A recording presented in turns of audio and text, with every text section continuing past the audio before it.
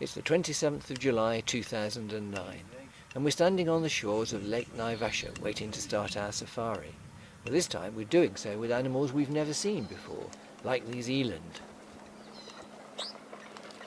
Not only are they the largest antelope in Africa, they also have this endearing feature of clicking their knees to show their dominance as they're walking. We're staying at Loldia House on the shores of Lake Naivasha. It's been 3 years since the last time we were in Kenya, and some big changes have been taking place in that time. Not to mention the new super smooth tarmac road all the way from Nairobi to Lake Naivasha, and then on to Lake Nakuru.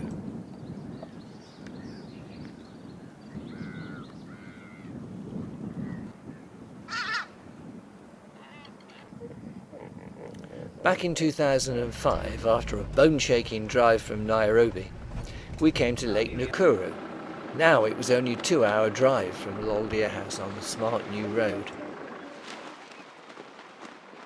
Nakuru is often referred to as the Great Plains in miniature because of the diversity of life located here. The core of the park are the 73 square miles of alkaline lake, very suitable for both flamingos and pelicans. Being so close to the water edge, we could see how the flamingos fed on the blue-green algae filtered through their beaks, giving a strong pink colour.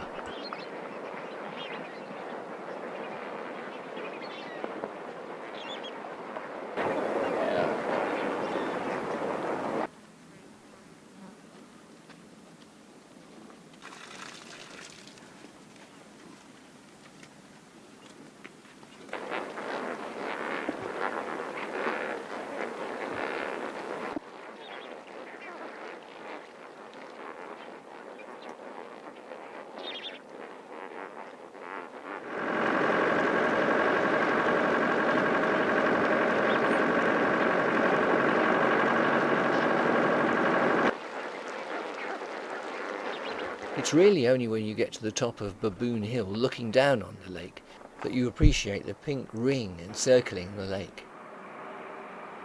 On our previous visit we'd been told there were something like 2 to 3 million flamingos here. Today it didn't seem to be that high in numbers, but that could be because of a number of factors such as wider distribution around some of the other lakes. One of the things that Nakuru is well known for are its rhino, both black and white. We did get a long distance view of a black rhino, but it's the white ones that were most relaxed, surprisingly so given the age of this little calf.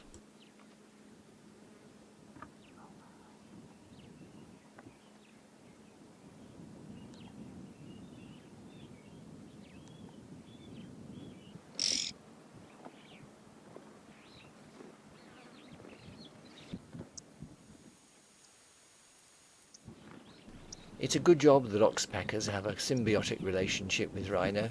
This one's carrying a red-billed one on its back. Of course they don't do it just for fun. By removing insects from the back of the rhino, they're helping themselves as well. It's not often you get this close to such a crash of rhino.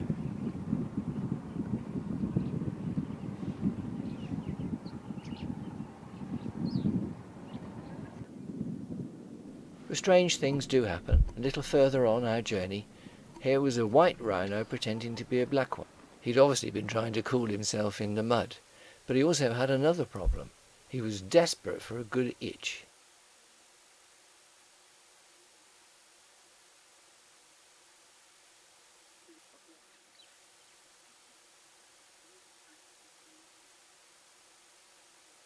It was fascinating watching, but now it was time for us to leave Recaro. But it still had a little surprise up its sleeve for us.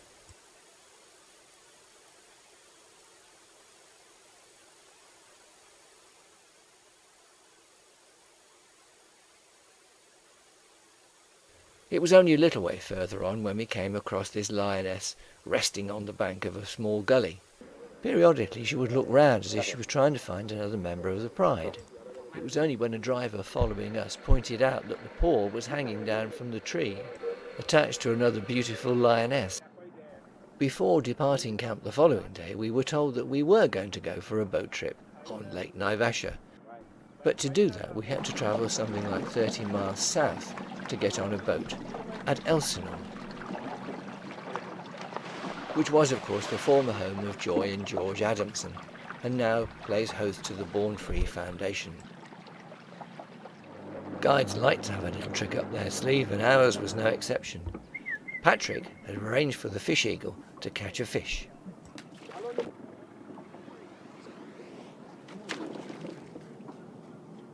The last time we went to the Mara was a 5-hour very bumpy trip. This one took 40 minutes. I always get a tingle of excitement when I see the Syria escarpment. We're being taken to Mara North Airstrip, and then we'll be collected by car to take us to Kichechi Mara. The BBC series The Big Cat Diary and Big Cat Live had finished in 2008, but in anticipation I couldn't help but wonder whether we still might see some of its stars on our journey down through Kichechi into the Mara proper. Not that I'd been aware of it, but we soon heard from Amos in the morning that a large herd of buffalo had trampled through the camp that night. The morning got off to a flying start when Amos told us if we turned round we could see a cheetah walking across the plain, tracking some Thompson gazelle.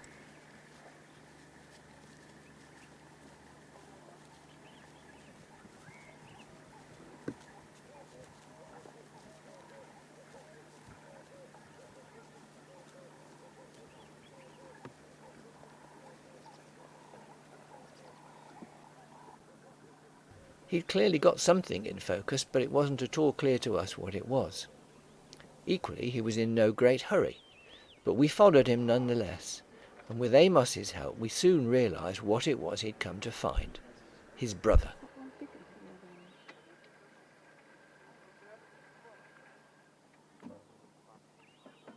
By now all the wildlife nearby were well aware of the presence of the two cheetah, so hunting was just not realistic. It was clear from the blood on some of the faces of the lions that they'd not long since made a kill. It was also obvious from the behaviour of this lion and lioness that they were interested in more than just eating. However, while the lions were distracted, a pack of hyena had arrived and taken over their kill.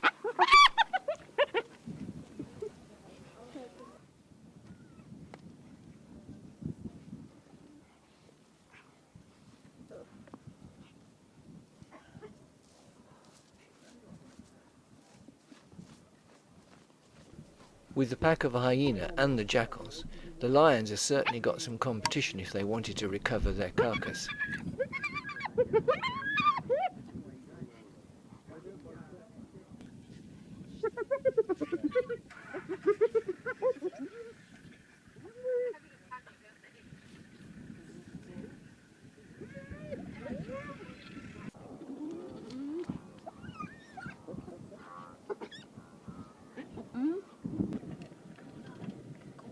Out of the lion pride, there was just one female who looked in any way intimidating.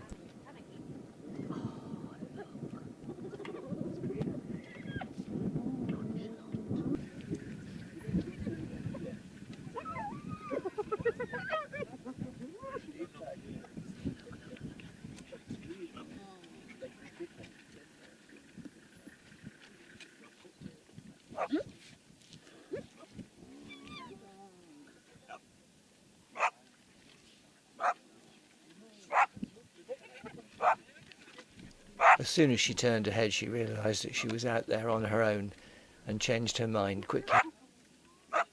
Sometimes it's quite strange how things work out.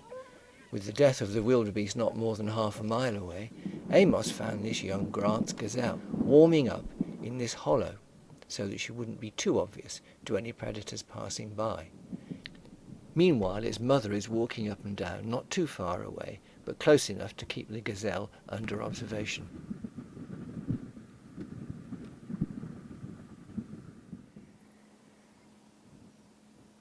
Taking lunch back at camp, we were told that another pride of lions had been found not too far away, but this time with very young cubs. If that was true, this would be another first for us. At this age, the cubs will have been separated from their father for safety reasons, but can be expected to rejoin him again any time soon. It was still quite dark as we left camp and headed south to the Mara. To our great surprise, we soon came across the lionesses and their cubs, presumably going to join the pride.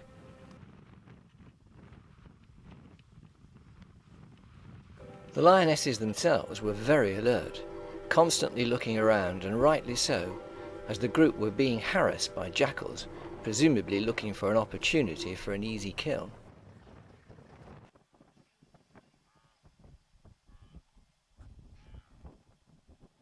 Despite the lionesses' attempt to harry the jackals, they were very determined, but off camera we caught a brief view of their father, following up after his offspring, just as Amos had predicted.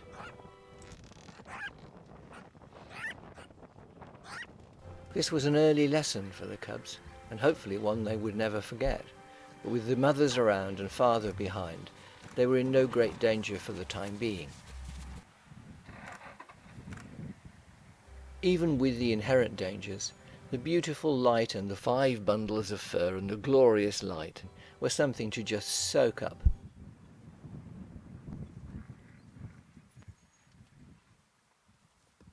Bringing me back to earth as we approached the reserve, we travelled through Leopard Gorge.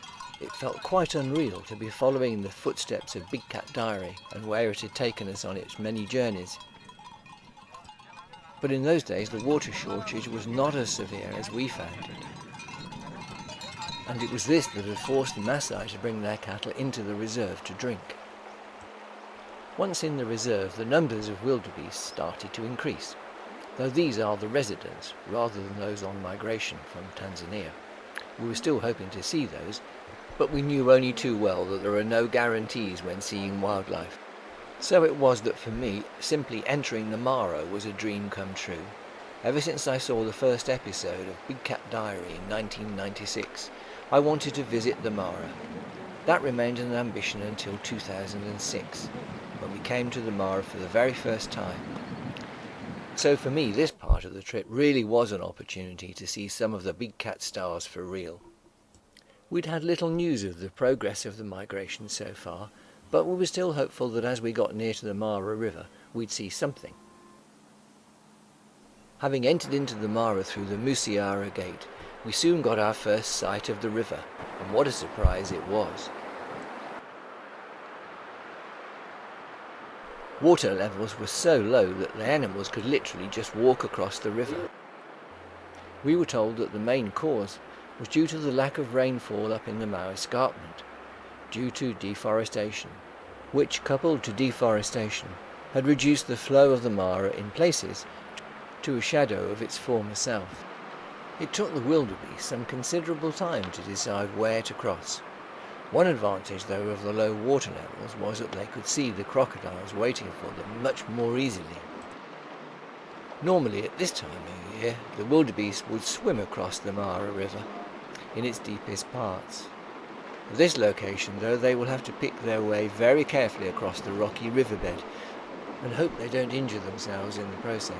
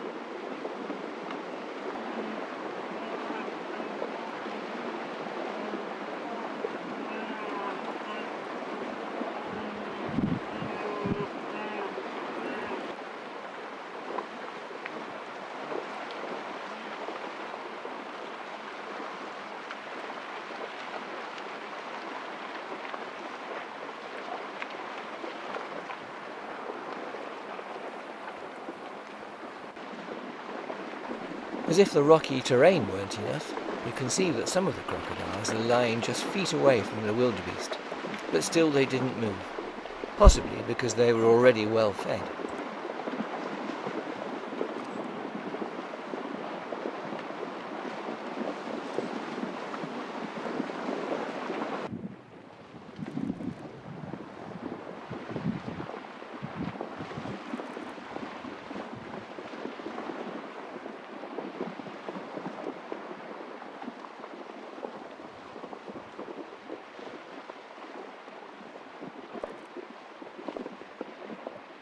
It was totally different, of course, from watching a crossing on the Mara River, but fascinating nonetheless to watch the animals picking their way very carefully through the rock.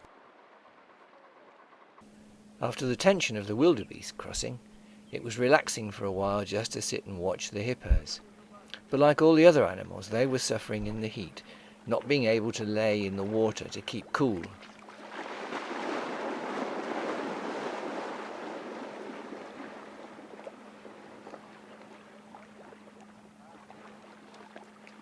After finally having some lunch at 3:30 in the afternoon, we made our way back up north, unknowing at the time what was waiting for us. The lion pride and the cubs had stayed very close to where we'd left them in the morning, although now the cubs were in playful mood.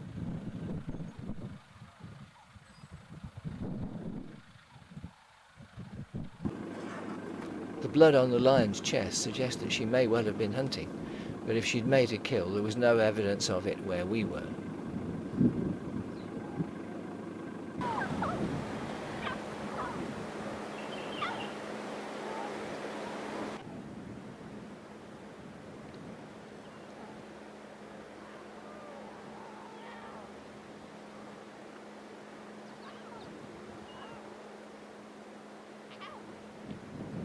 This was our third encounter with this pride, and it has been a joy from start to finish, but I don't think I would have liked those sharp teeth biting into my tail.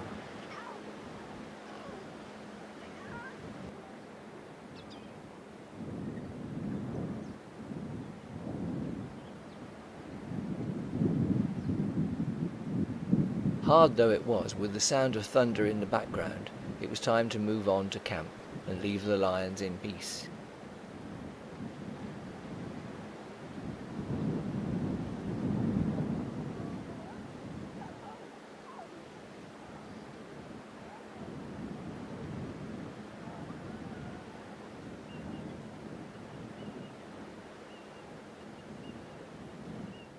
The Marsh Pride was a central part of the BBC television's programme.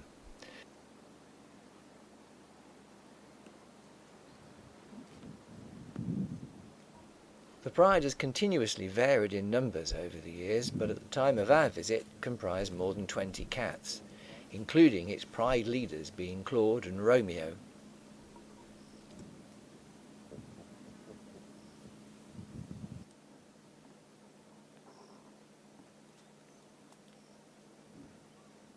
What we're looking at here is but a small family group, probably temporarily isolated from the pride.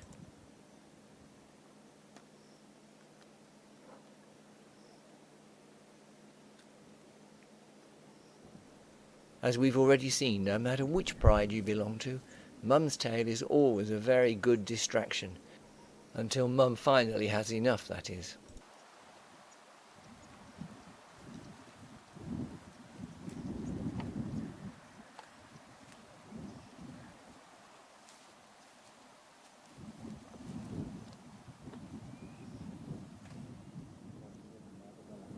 Big Cat Stars number 2 were not that far away from the lions, close to Recaro camp. These 3 male cheetah, named Snap, Crackle and Pop, are sons of Honey, one of the stars of Big Cat Live in 2008.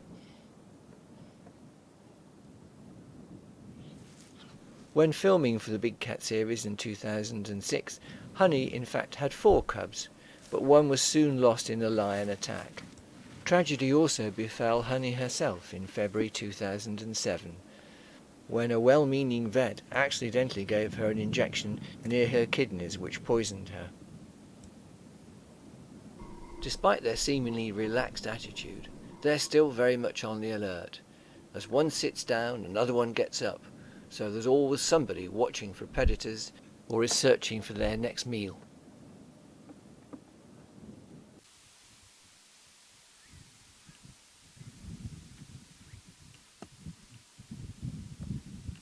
The wide open rolling plains are ideal territory for the wildebeest on migration, but it's also home to Recaro camp, where we're heading, home at that time to Jackson Lucea, one of the presenters of Big Cat Diary.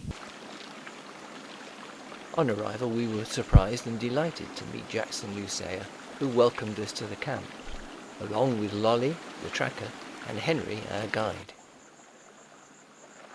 The rocky and more wooded area around Recaro camp was often the site of Saba Douglas Hamilton during the Big Cat series, where she specialised in tracking the leopards. By luck or good fortune, we were surprised but pleased to learn that we got a vehicle exclusively for our use while we were here, which meant in theory that we could go wherever the mood took us. But of course it doesn't work like that. The guides and trackers know best. Henry took us to several locations to see where we might get the best view of the herd when it arrived.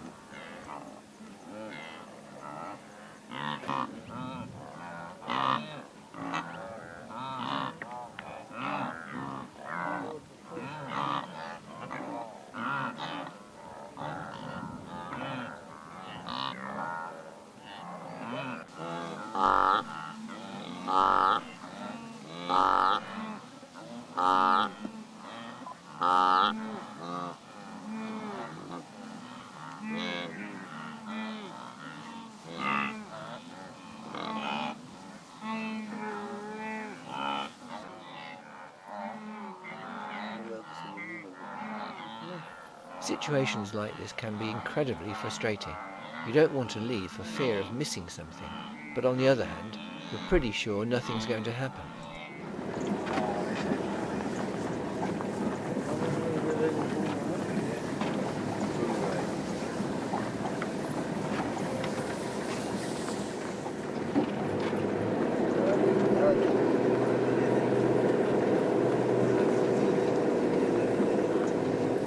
The water stunning. Just like us, the lions were waiting for some action.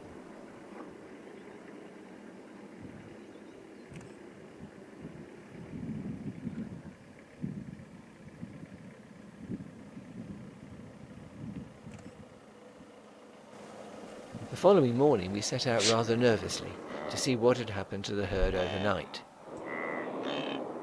Being able to get the view from the balloon would have been incredibly helpful, because down on the ground it looked as if the herd had redistributed itself. However, once we were driven up onto the plains we could see quite clearly that they were well distributed, but there were certainly plenty of wildebeest to see. This lone wildebeest had obviously made it down into the river, but was now struggling to find a way out.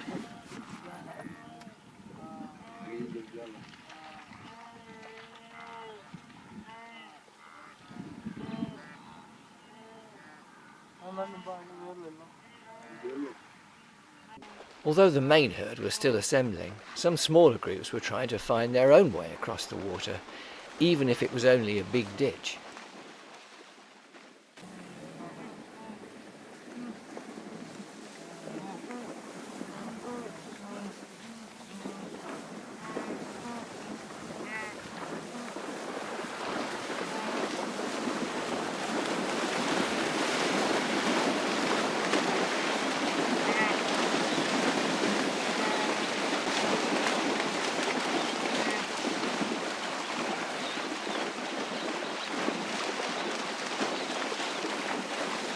Although it looks impressive, you can never be absolutely sure of a crossing taking place until it actually does.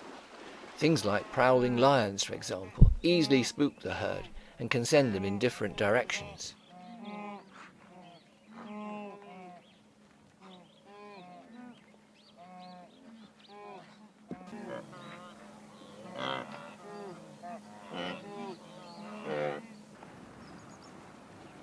The lions we'd seen the previous night were looking very refreshed after their night's sleep, and now looking for some prey.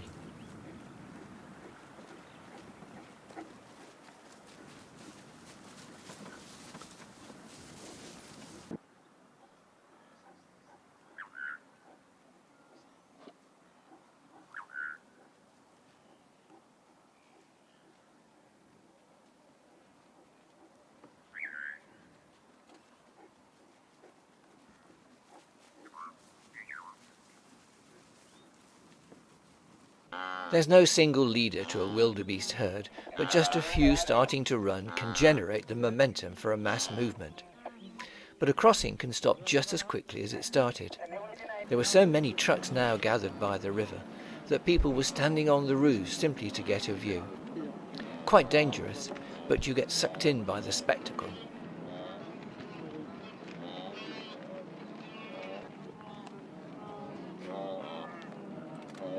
In this particular case, they've chosen a very difficult spot. The river itself was low, so that crossing was quite easy, but ascending the rocky ground on the other side was a totally different matter.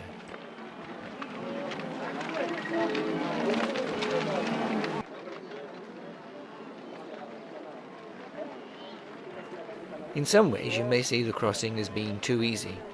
For example, the low water levels meant there was nowhere for the crocs to hide, but the rocks on the other side were extremely slippery.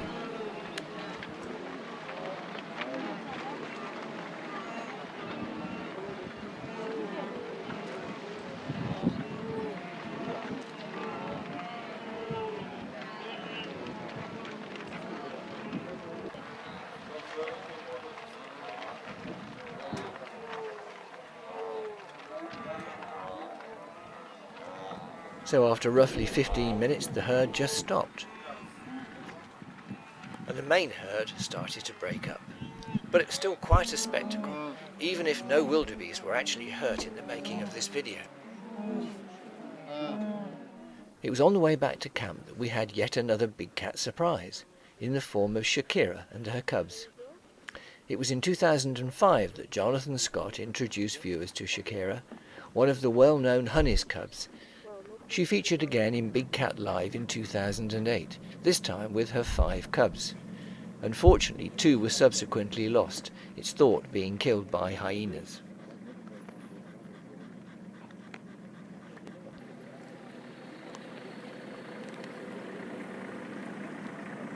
Despite her losses, she looked in fine health, as did her cubs, and it was yet another link to the past, which we enjoyed exploring again.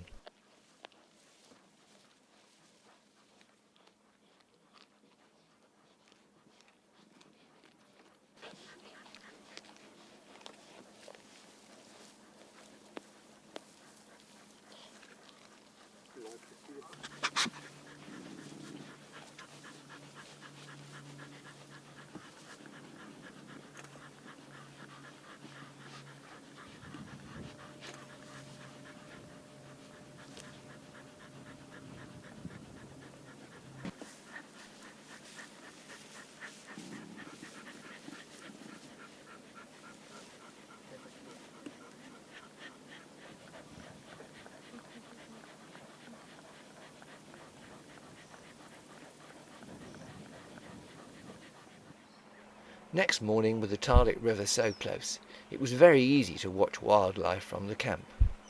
So I decided to set up the camera right in front of the section most used by the animals, and settle down to wait. It didn't take long, though, before some of the wildebeest from the plain found the crossing point. The Talek is a seasonal river that helps drain the National Reserve, being one of 5 tributaries of the Mara River itself. It was no surprise to see that it didn't have a very fast flow, but in some places it was down to a mere trickle.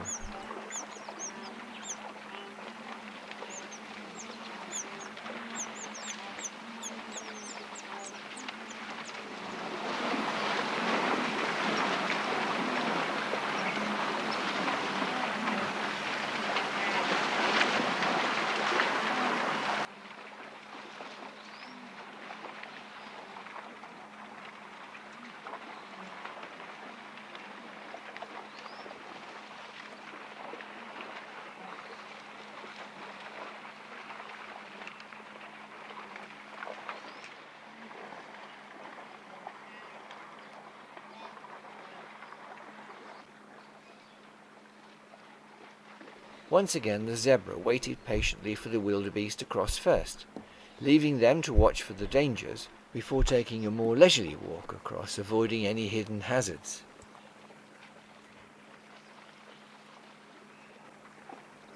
At last they come down to the river, but they're in no hurry. They have plenty of time to stop and drink. Even the hippo lurking upstream doesn't put them off.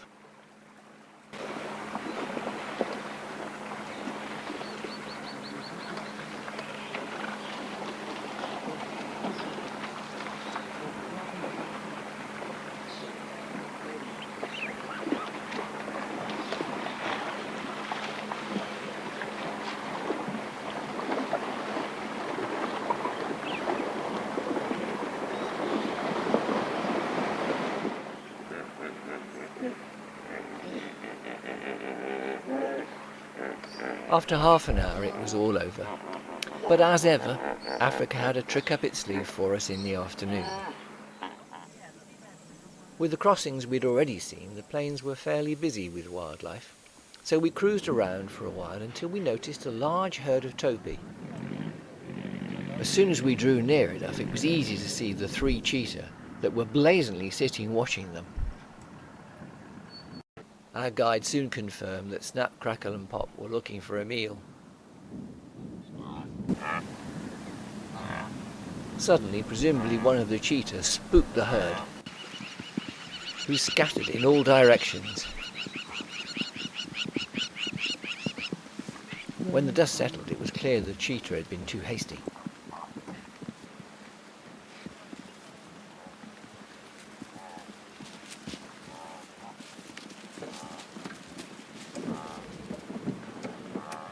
With rain pouring down, visibility was now not great, but even we could see that 3 had become 2.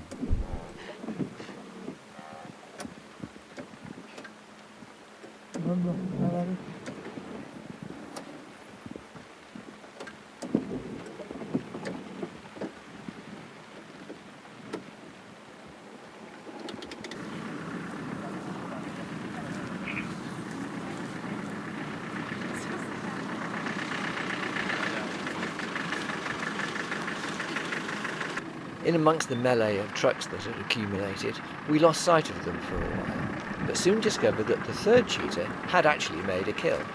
Only a scrub hare, but at least it was something to eat.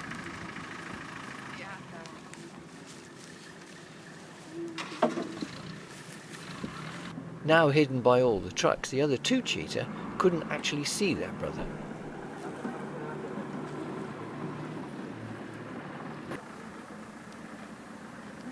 But in classic cheetah style, they found some high ground on which to perch and call out for him.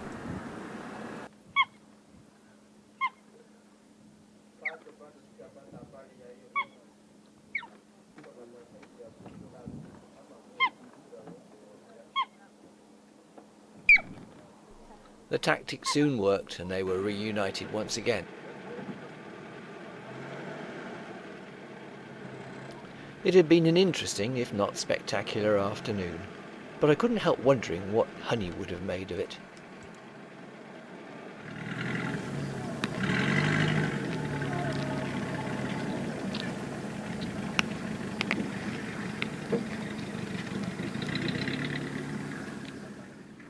Inevitably all good things have to come to an end, and so our last day arrived.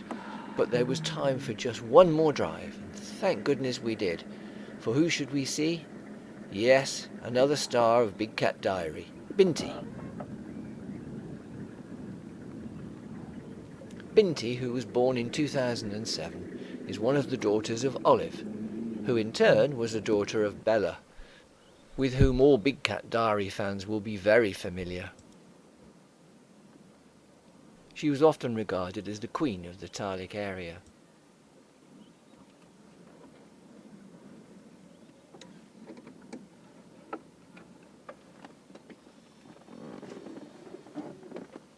She seemed very relaxed with us following her for more than half an hour.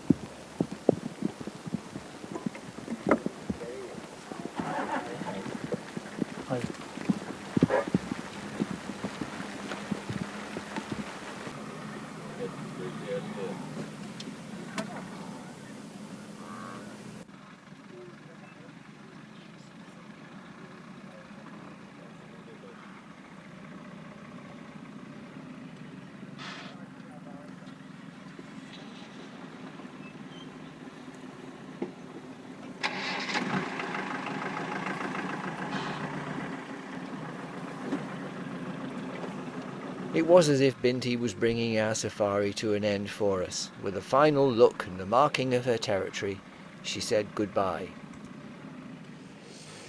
Old Kiombo airstrip is a very busy place at safari time. But Safari Link were bang on schedule, so we were back to Nairobi in no time at all.